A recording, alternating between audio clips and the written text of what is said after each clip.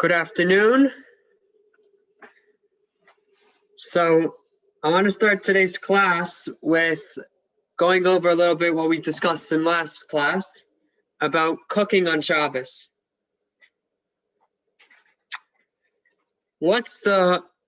Cooking is one of the 39 forbidden labors on Shabbos. What is considered cooking?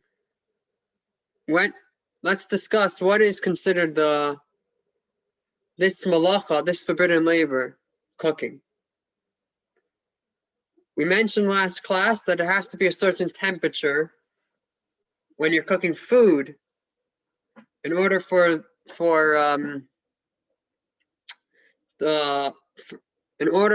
to be considered the malacha of cooking. What's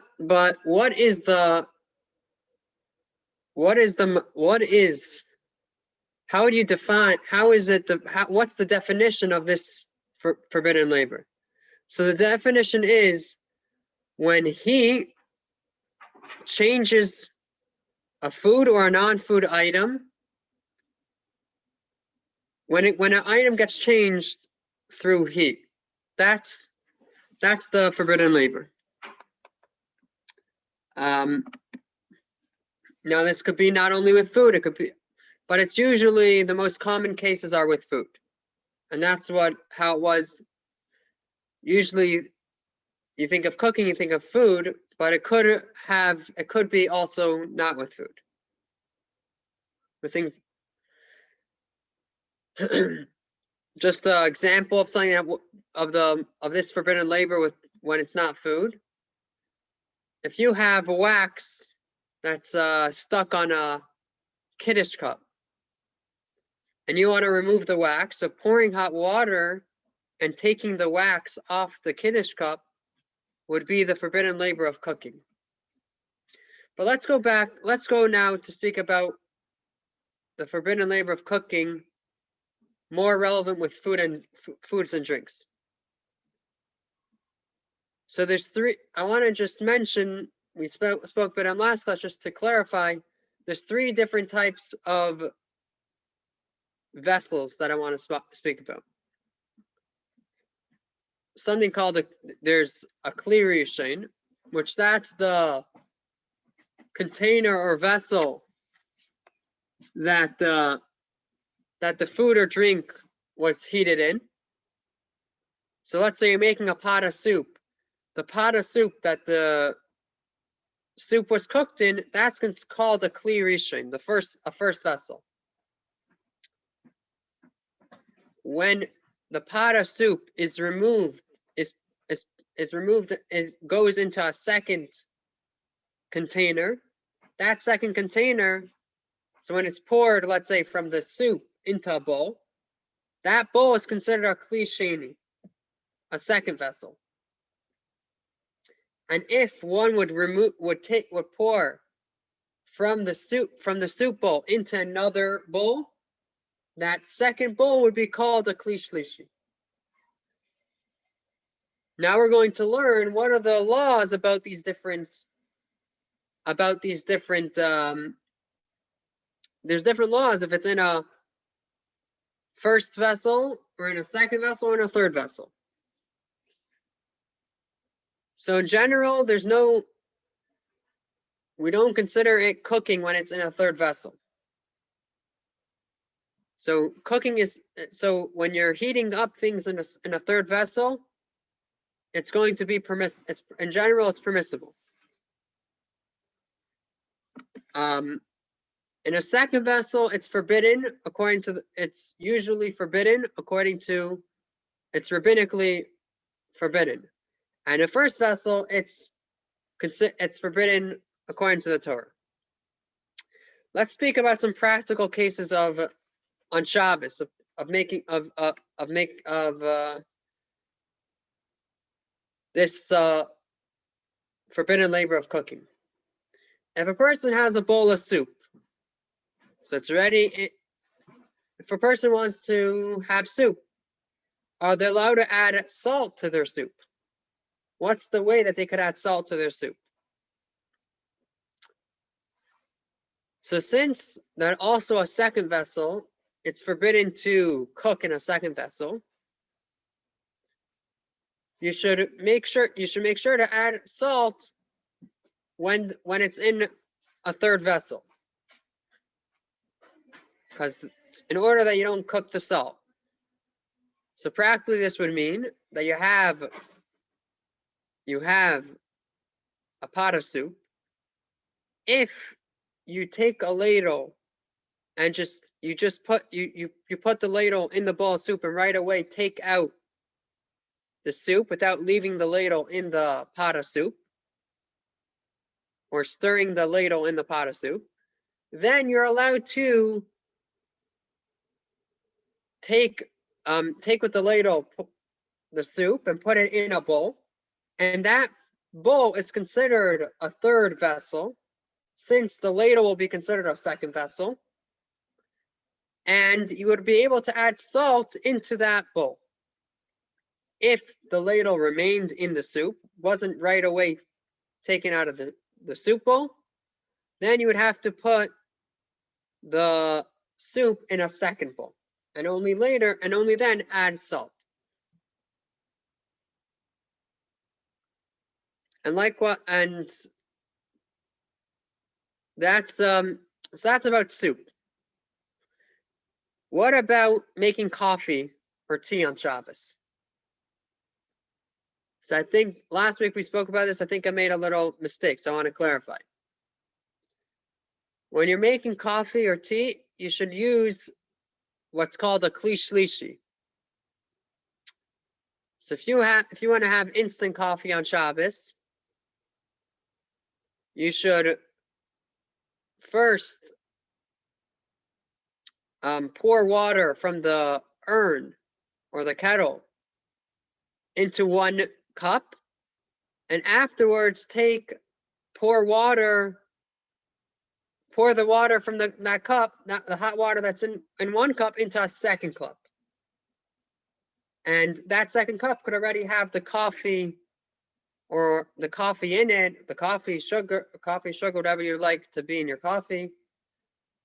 And that will be a permissible way of making coffee on Shabbos. And the same is with tea. If you want to put a tea bag in, you want to make tea with a tea bag, you should make sure that the tea bag, that there's water, hot water first goes in 1 cup, and then it's transferred into a second cup. And only then only in the second cup is there the tea bag.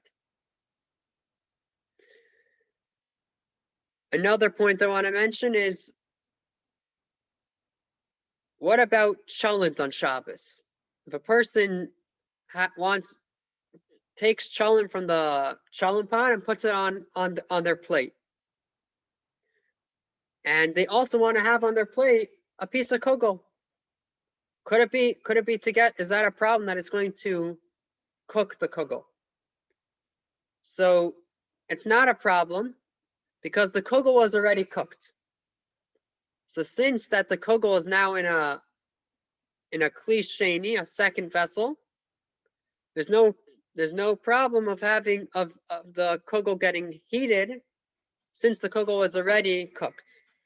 Something that was already cooked is permissible to get recooked in a second container, in a second vessel. But what if there was something that wasn't cooked before? Let's say it was only baked previously, for instance, a piece of challah, or something that wasn't at all baked. Let's say you have a pickle or just any other food. You would have to make sure that the cholent is first not a temperature of halachically heating, which is 110 degrees, or you would have to put it in a different plate.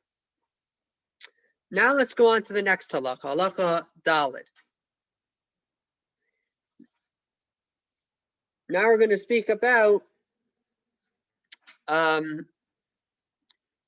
you allowed to put a food that's cold near a heating element, near a heating element, let's say near a cholent pot, where your plan is to take away the food before the food gets hot. The food will only get warm. Also, so we're holding in chapter 80. Chapter 80 of the Ketzah Shulchan Aruch Halacha 4. Also, litim pri aymayim alataner la'achasher husak mishun de extra she'artichlu hamayim mishayitzala hapri. It is forbidden to place a fruit or water, or at the same token, any food or drink that wasn't, or any food or drink on top of an oven after the oven was already lit, ready kindled, because it's possible that the water is going to be heated to the extent that it will be considered cooked, or the fruit will get heated to the extent that it will be cooked.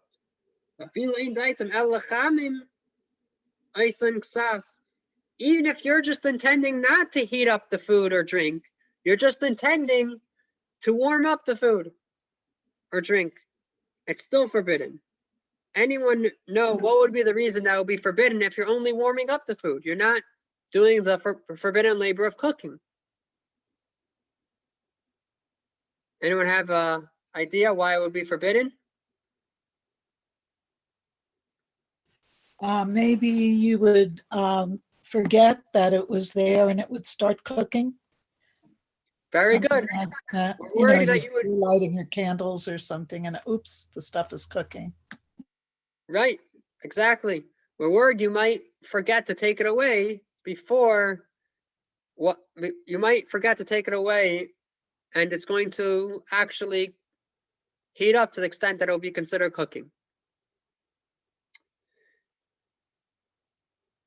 Mikol makom im b'makom hazeh extra she'yisbashlu yitzlu aser. Nevertheless, if in this place it's possible to get cooked, it is forbidden. L'chamim sham, to heat it there, to warm it up there. V'chein hashtida sheish ba shuman ein lamida neged hamadura oy al hataner b'makom shetuchel ha'artiach. And likewise, a piece of kugel that has fat that has fat in it, you're not able to place it opposite near a fireplace or on top of an oven in a place that it's able to get heated up.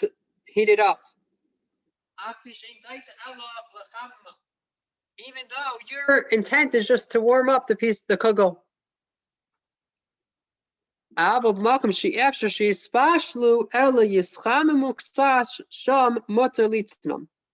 if it's not possible in this spot for the food to get heated to the extent that it'll be considered cooking according to halacha, then it's permissible to put the food there, although the food is going to get warmed up.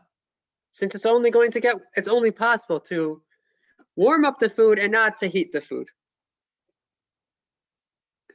And even if the oil congealed or the water froze, you're still allowed to put the food or drink there, the frozen water there, or the piece of kugel that has congealed fat on it, although it's going to melt. Now, according to the Alter Rebbe, it is forbidden to put, something that's going, a piece of something that has congealed fat or something that's frozen, if by placing it there, the liquid is going to flow out from the food.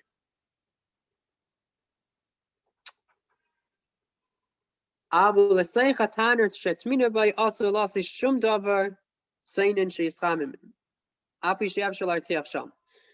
to put inside the oven, this was talking about on top of the oven.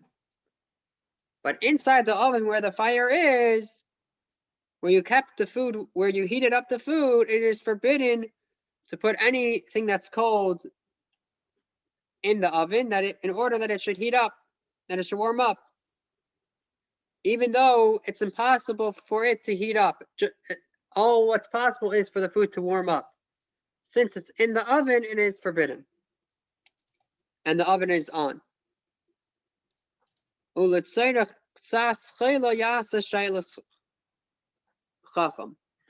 if it's for the need of a person that's slightly sick, then you should ask a rabbinical authority what to do.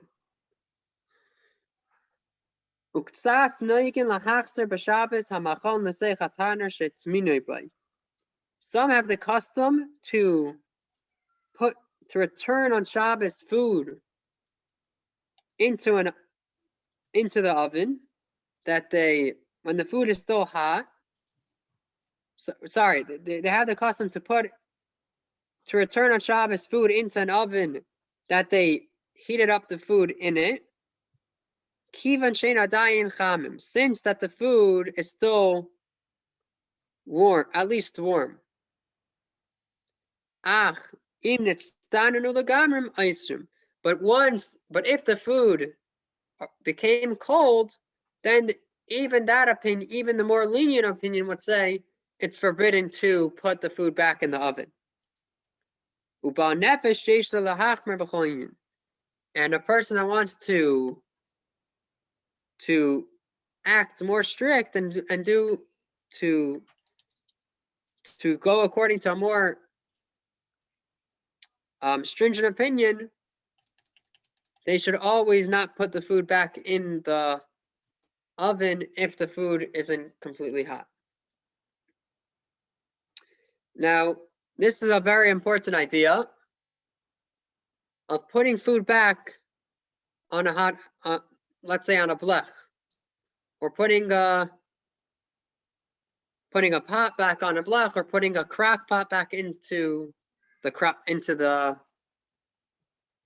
slow cooker. So in order for this to be permissible, there's 5 conditions. If you want to if you take off a pot off the blech, you're only able to put it back with certain conditions. So number 1 is that the fire has to be covered, which that's the purpose of having a blech. A blech is a piece of it's a sheet of metal, which you put either over a stovetop, or you put over a stovetop to cover the stovetop, which serves as a reminder that you're not allowed to change the temperature on Shabbos of the oven or the stove. The other conditions that are necessary is that you have to have in mind before you take the pot off the blech, or you take the crock pot out, that you want to put it back. You want to return the pot on the blech or the crock pot in the slow cooker. Another condition is that the food has to be somewhat hot, like we just learned now. That if it's cold, you're not allowed to return the food. Also, it has to be that when you take the pot off, you always have to be holding the pot, or at least your hands on the pot while it's on, or your hands at least, like let's say you put the pot on the counter, but your hands are holding the handles of the pot. And the last condition is that the food has to remain in the pot. You can't pour the food from one pot into another pot. If you pour the food from one pot into another pot, even if you're doing all the other conditions, you're not allowed to put that food back on the blech or into the crock pot, into the slow cooker.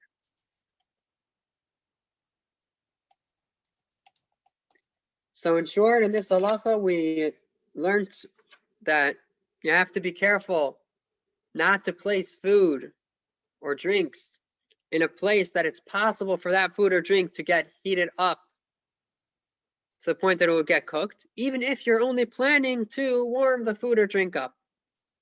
And then we mentioned the way that it's permissible to put a pot or a crock pot back in the place where it was being heated before you took it off. Now we're going to learn about insulating on Shabbos.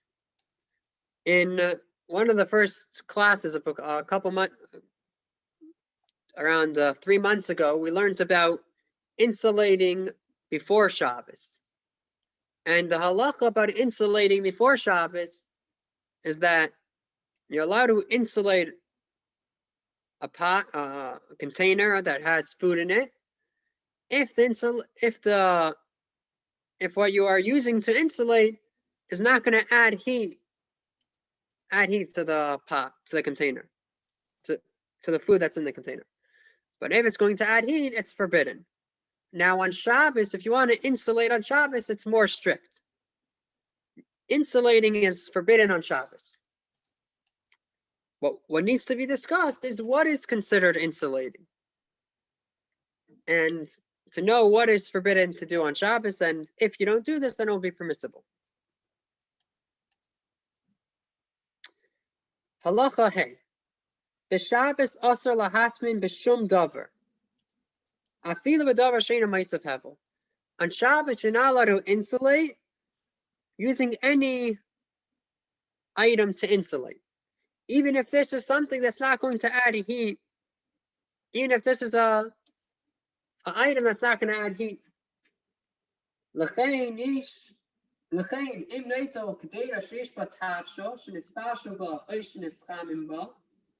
Therefore, if you take a pot that has a cooked food in it, it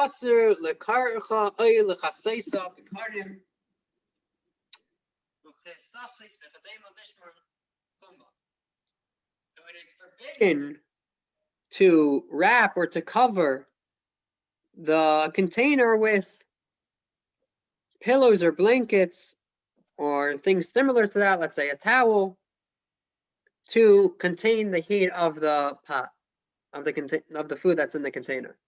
This is really. What was that? Yes, Rabbi Yossi, I'm like, I'll tell you truthfully, my mind is kind of blown by this because I always thought that we could try, whatever means like a towel or some people I knew put a pillow or some other way without cooking it, obviously, to maintain the heat of the food that had been cooked, prior to Shabbat. Now I know a lot of people use the blech and that's it, but I really always thought that you could. I'm just really surprised about this law with regard to insulation. So, insulating is only permissible if you insulate it before Shabbos. So if you want to insulate, you could do it in a permissible way. If you take a blanket or a towel and wrap the pot before Shabbos. So let's say right before you light Shabbos candles, you go and wrap the food. You use a towel or a blanket and wrap the pot. But during Shabbos, you're not allowed to do that. Oh, thank you. Yeah. Rabbi, can you unwrap it? Can you unwrap it during Shabbos, or is that not allowed? Yeah, you're allowed to unwrap it. Okay, thank you. Yeah. Now there are ways that you could wrap it on Shabbos. You could even wrap it on Shabbos. Now that is if you transfer the food that was from the pot that it was heated in or cooked in into a second pot. Oh, Then yeah. you can wrap that pot. Okay. And so this is also a thermos. If you transfer the food into a thermos, then you're allowed, then it's permissible, although the thermos is acting as a method of insulating.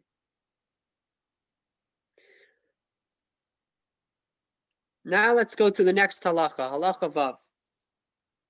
We're going to discuss in halacha vav, are you allowed to cause food to become edible when you're not, are you allowed to cause food to become edible in a third vessel, using a third vessel? Right, in the beginning of today's class, I mentioned that we don't consider a third vessel cooking. No. But now we're going to see maybe for certain foods we do consider a third vessel cooking.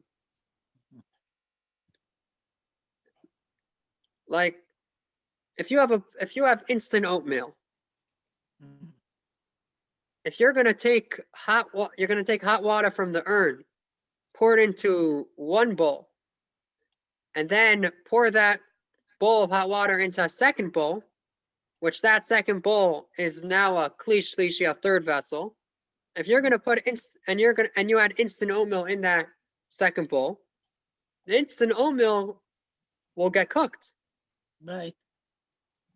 So is that allowed on Shabbos? Could someone make instant oatmeal using a third vessel? So let's see. Something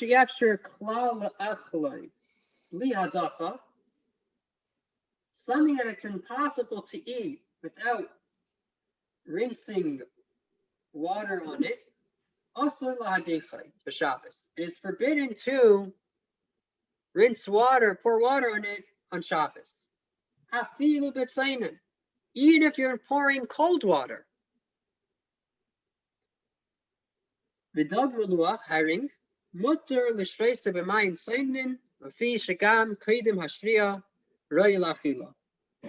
If you have herring, so by herring, it's permissible to soak in cold water.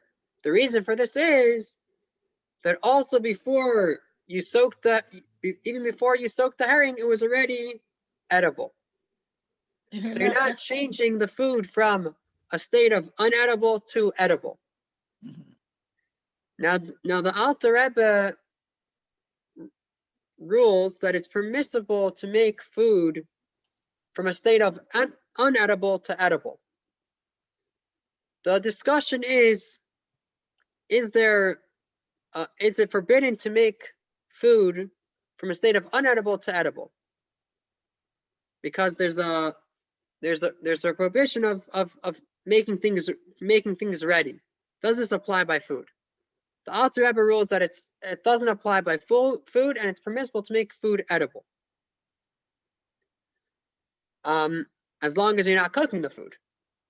If the food becomes edible not through cooking, then it's permissible. And this is the accepted custom nowadays, not just according to the Alter Rebbe, but in many communities, that they rule that it's permissible to make food edible when you're not cooking it. However, if the food is going to become edible through a cooking process, that's forbidden because of cooking.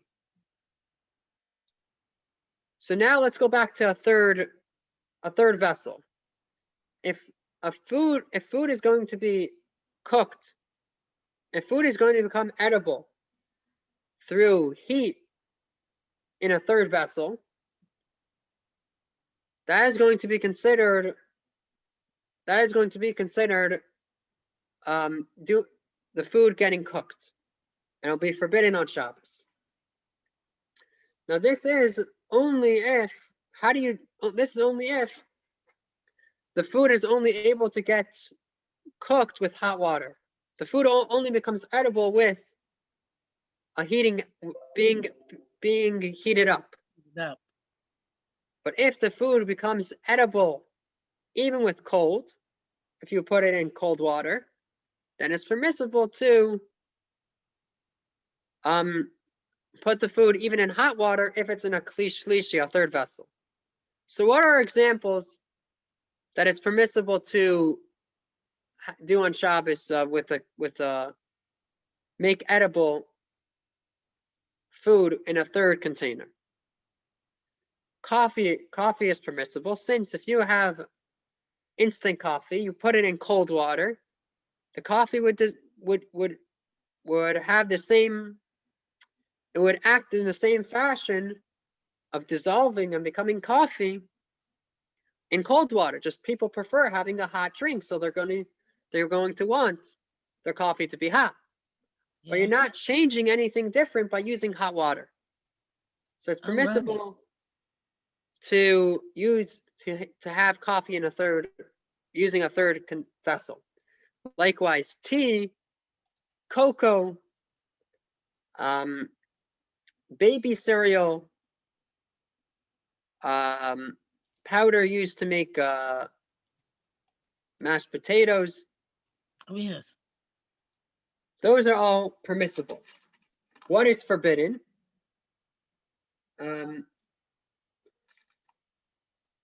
If, as I mentioned, the principle is things that only with hot water, with a heating with hot water would they change and become edible. So if you have a raw egg, it's forbidden to use a third vessel and soak it many times in a third vessel of hot water. Oh. Because that's going to cause the egg. That's the only way the egg could get hard boiled. Also, oatmeal. Oatmeal will only become edible when it's hot, so it'll be forbidden. There's wheat flour or corn flour, legumes. They would all be forbidden to use a third vessel of hot water to make them edible. Rabbi? Yeah. I have a question with regard to the ramen noodles. You know that a lot of people have them as a snack. I mean, I know it's not the healthiest thing necessarily to eat them regularly, but the noodles that instantaneously make like a noodle soup, and they have a little packet of dehydrated vegetables and spices with them. Can you use a kli shlishi to warm that up, or is that not permitted? It's a little gray area for me whether it would actually be edible in the extreme sense of the word, perhaps, but still edible if it was not added with hot water. It's a good question. I was wondering that. I was looking into it. I didn't get a chance to see figure out if it's permissible or forbidden. I want to look into it, and when I figure out, I'll mention. You could either email me or I could mention next class. Okay, thank you. Thank you very much, Rabbi. One more thing I wanted to mention that is it'll be forbidden to heat up in a kli shlishi, in a third vessel, is they have something that's made in Israel called Monogamo. I'm not sure if they sell it in America. That what it is, you have in a container, it's like a plastic container. They kind of make a meal that you could just put hot water in it, and then it will heat up the food and make the food edible. Whether it be potatoes or noodles or potatoes, or don't remember all the different things. You could check it up. You could Google it to try to figure out. So that would be forbidden to heat up in a third vessel. Excuse me, Rabbi. Yeah. This is under a hashgacha of kashrut. There are packages of food that are excuse me, imported from India as well that are similar to that. They're mainly, well, they're all vegetarian foods. I just want to very similar. I want to kind of stay on the topic. I know it's probably an important question, but I want to kind of keep the class, see what we could cover on this topic in the class. If you want, you could email me after the class. Okay, thank you, Rabbi. Okay, now we're going to go into discussing another forbidden labor on Shabbos. This is a more complicated one. The malacha of lush, kneading. One of the activities that was done in the Mishkan for building the Mishkan was that they would need, in order to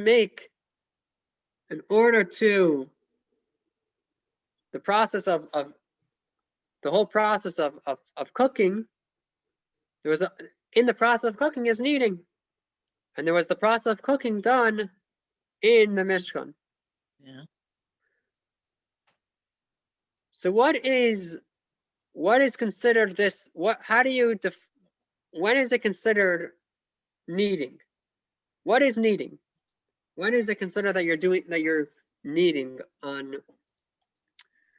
What defines kneading? So there's 2 steps that are forbidden to do in kneading. Each one is forbidden. There's, when you have different, you have small pieces of small pieces of food. Really, this forbidden labor could be even with things that aren't food. But let's talk about food. When you have small particles of food, if you're going to pouring water on them in a way that it could cause these small particles all to become one, that is forbidden because of kneading. Which that really is what happens when you knead dough. You have to pour water on flour to cause all these small pieces of flour to become one piece of dough. And then there is the mixing it together that's also forbidden with kneading. When you pour a liquid on small particles, mixing once you have the water, a liquid with all these small particles, mixing it together to cause it to become one and not be separate pieces, that is also part of the forbidden labor of kneading. Yeah, it's a little more complicated, this forbidden labor, and we'll try to learn it to the best that we could. But it's very practical. I don't know, anyone have a favorite dip? What's that they like eating their challah with? Anyone want to share? What's a favorite dip that you like eating your challah with? Hummus. What? Hummus. So let's say the hummus. What? Tahina. China. Okay. Different dips. A lot of dips have to be prepared before you don't buy. These ones happen to sometimes. Let's say you want to make a homemade dip. Anyone have a favorite homemade dip? Technically, you could make tahina or hummus, but let's say anyone have a favorite thing that they like to have homemade? Say it, Mitch. Guacamole. Guacamole. Guacamole. Yes, Great. guacamole. Yeah. Eggplant. Eggplant. Yeah. Oh yes. Yeah. Yes. Right. So now these different types of dips. Let's say baba ganoush or guacamole. Yeah. The way to make it is that you're going to have to mix together small pieces. You have let's talk about baba ganoush, eggplant dip. You need to add mayonnaise or whatever you add, you have to add something to make it all the pieces of eggplant come together into a dip. So this mixing it and adding the liquid into the dip, into the eggplant, is a problem of kneading. So when it comes to making dips, the best thing to do is to make the dips before Shabbos. What should be done is that the dips should be made before Shabbos. That's what I would say in general. That's my suggestion. I just remove from the refrigerator. That they should be made before Shabbos. This is what I would say is the best thing to do. Then you get into it's much because it's very difficult. There are ways that you could make a dip on Shabbos, but it's very difficult. As I mentioned, the problem of making a dip is, let's say you have adding a liquid to different pieces, which the liquid is going to cause those different pieces to become one, is the forbidden labor of kneading. And if you're going to mix it, it's going to be forbidden. So also along this is let's say making egg salad or tuna. Oh yeah. It would be, so this is, in general, I would say if you make it in the regular way, it would be forbidden on Shabbos. However, there's a way to make it permissible. There's a way that it could be permissible to be made on Shabbos. I'll try to explain it in the best manner. If anyone has questions, feel free to ask. But I'm just giving a little heads up. There's a little bit of a few steps to understand it. Okay, so there's different types of pastes. There's something that is there's a thick paste, and then there's a thin batter. Let's say the difference between there's a difference between avocado, a guacamole dip or egg salad to a pudding. A pudding is much more, it's a thin batter. So that's the first point. There's two different types of pastes, and regarding to the prohibition of kneading,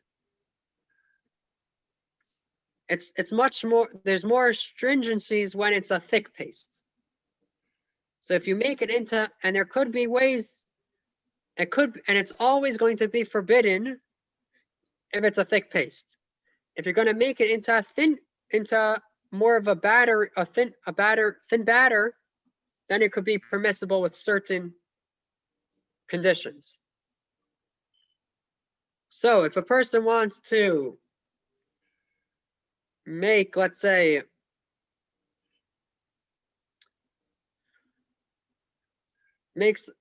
so egg salad, let's say egg salad. Egg salad is regularly more of a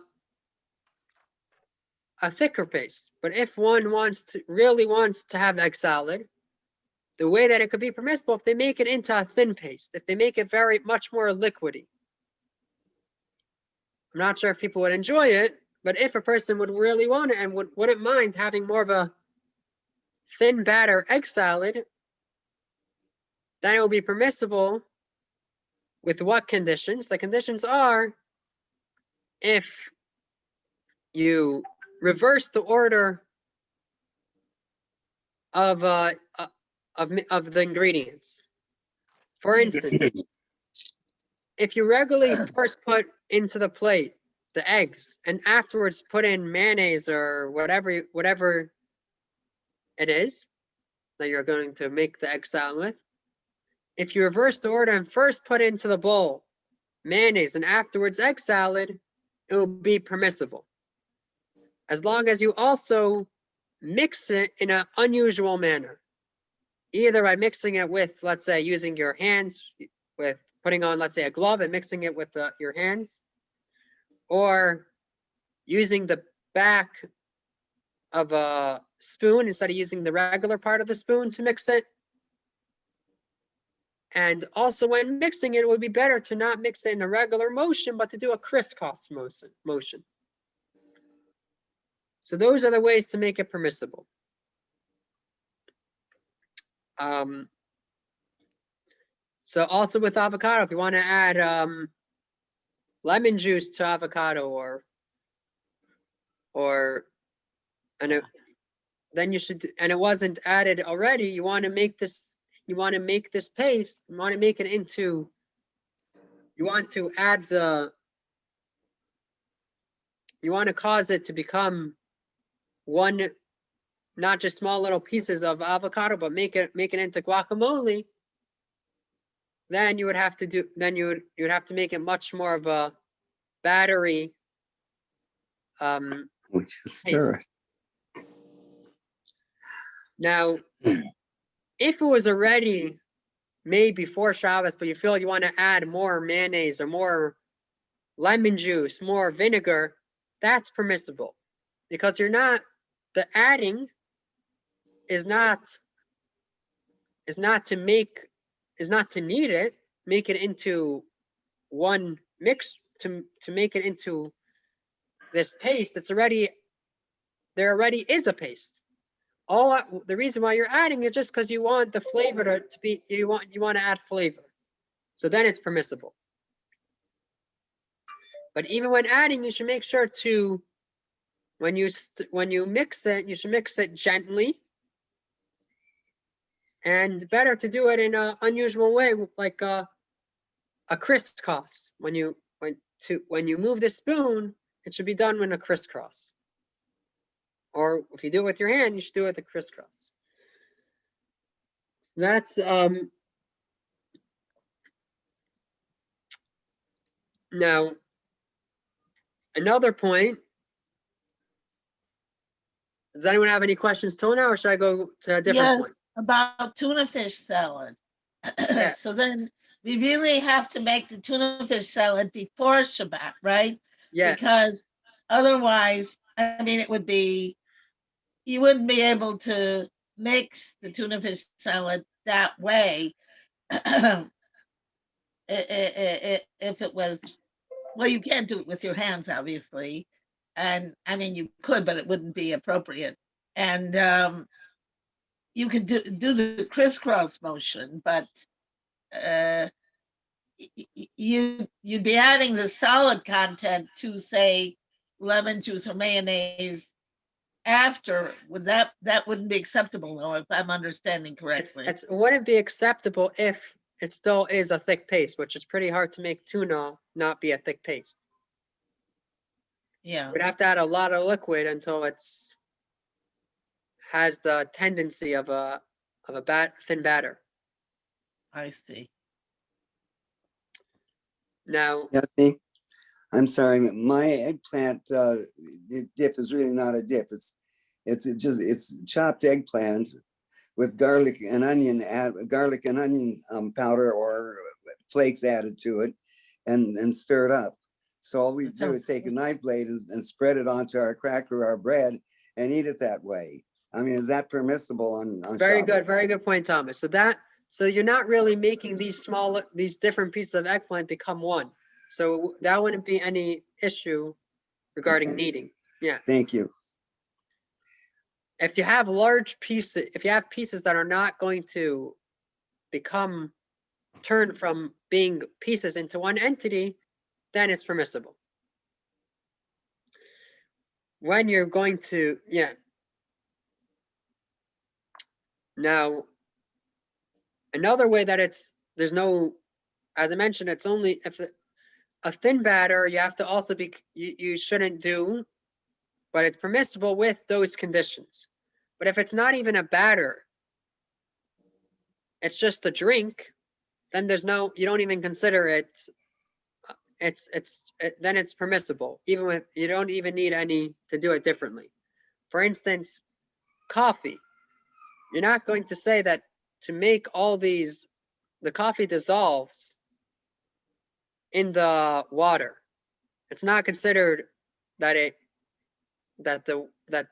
becomes one batter because it's just a liquid. It just turns into liquid. The sugar or the instant coffee doesn't become and all when it just turns into liquid, it doesn't become into a needed element. Yeah. Rabbi, Yeah. what about using a, this is Andrea. Oh, Andrew. What about using a blender? So We blender, we do our protein shake in the morning. Excuse my Shabbat. so blender is a problem of electricity. Mm. So that would be Oh, there you that go. would be a Yeah. different thing that would have to be Me that- too, that- for a different reason. It's necessary to not. A blender shouldn't be used. And Okay. What about an instant salad dressing? Yeah. Is that considered kneading, or is that just considered because it's like a loose, you can shake it instead of stirring it or something? What would we do with an instant salad dressing? so there's a salad. So this I'll just mention about salad dressings before I go to this point. Salad dressings, if it's not going to bring the other, let's say you have a bunch of pieces of lettuce in your salad. You have lettuce, cucumbers, tomatoes. If the salad dressing is not causing those pieces that are in the salad to become one, they're still going to remain separate pieces. It's not a problem of kneading. So is the instant dressing causing them to come one? Or there's still going to be many different pieces of cucumbers, many different pieces of, right? I think that's how it is. Okay. Yeah, there's a lot that you could talk about on this topic, and it's I wanted to mention that even when there's moisture from there's no added liquid, but there's liquid from the food itself, it's also considered kneading. So if you have a banana and banana has moisture in it, you're not allowed to take small little pieces you have a few pieces that were cut up a banana and smush it all together to cause it to become one piece. Because it becomes one piece, then there's because that would be considered kneading, even though the liquid, the moisture from the banana itself. And likewise by avocado, even if you don't add any lemon juice or vinegar, if there's moisture from it itself, it's a problem. And these are things you would do to make baby food. Mashed banana, the avocado. Right, yeah. So you should do it in a way that's not from what I understand, from what I understand, you should make sure not to mash them on Shabbos. I see. Unless you could cut them into smaller pieces and give it to a baby. Or mash it before Shabbos. I see. Okay, I don't know if I have time to learn this halacha inside, but I want to mention one more thing. On Pesach, yeah, there's on the Seder plate, there's the charosas. Yeah. How is the charosas made? There's people have different customs of what type of things are in the charosas, but everyone, I think everyone has the custom to have wine in the charosas. Oh, So great. wine's a liquid. So whether you have apples, pears, nuts, whatever you have as the food, the charos, when you add the wine, it's causing all those little foods to become together. So how is it? What should you do? What's the way that you should make charosas? So charosas should be made before Pesach, especially in a year that Pesach's on a Shabbos, because it's more strict on Shabbos than on just the Yontif. And if you didn't make it before Pesach, then you have to add in a lot of wine to the point that it's not a thick paste, but it's more, but it's liquidy. But it's more liquidy. So and you would have to reverse the regular order. If you regularly add in the wine after there's the food, you should first put in the wine and then add in the different foods, whether it's the apples, pears, nuts, and also the mixing of it should be done gently and in an unusual way, using the back of a spoon or with your finger. Okay.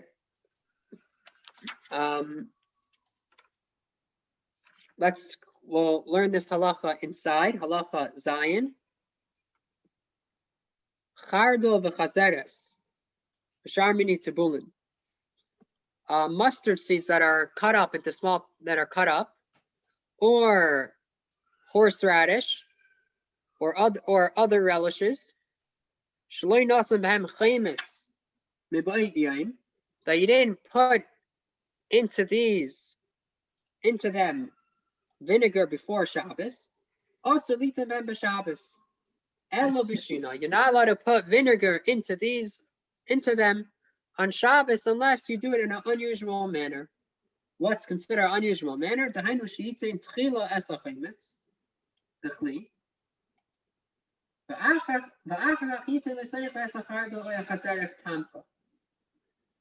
Now you should reverse the order. You should first put in the vinegar into a bowl, and afterwards you should put the mustard seeds or the horseradish.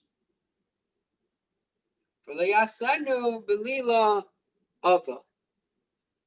you should not make it a thick paste. Rather, you should pour in a lot of vinegar so that it'll be a thin paste that's more liquidy.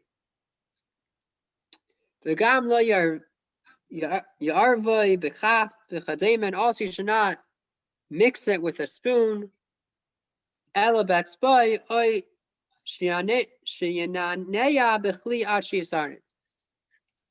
should not mix it with a spoon. Rather, you should mix it with your finger or by just shaking the bowl. Or as I mentioned, you could use the back of the spoon. Could you use a knife? So if it's a knife, good question. If it's a normal way of mixing it, it would mix it in a normal manner. Doesn't look so different. I'm not sure. I think not. I don't think you're allowed to, but I'm not sure.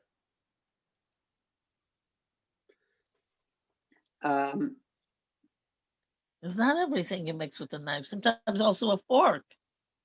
Right. So it's a good question. I'm not sure. Perhaps, but I'm not. I didn't see any. From what I've read, from the research that I did, I didn't see that you can mix with a knife. But I'm not saying that it's forbidden. I don't know.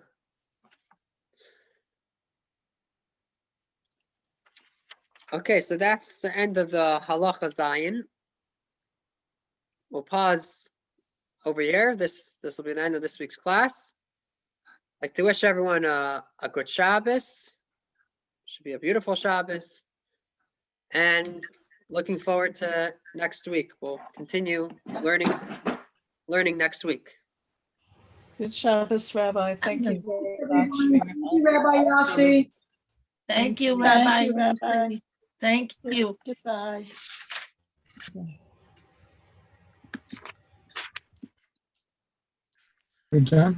Thank you. Good Shabbos all. Thank you.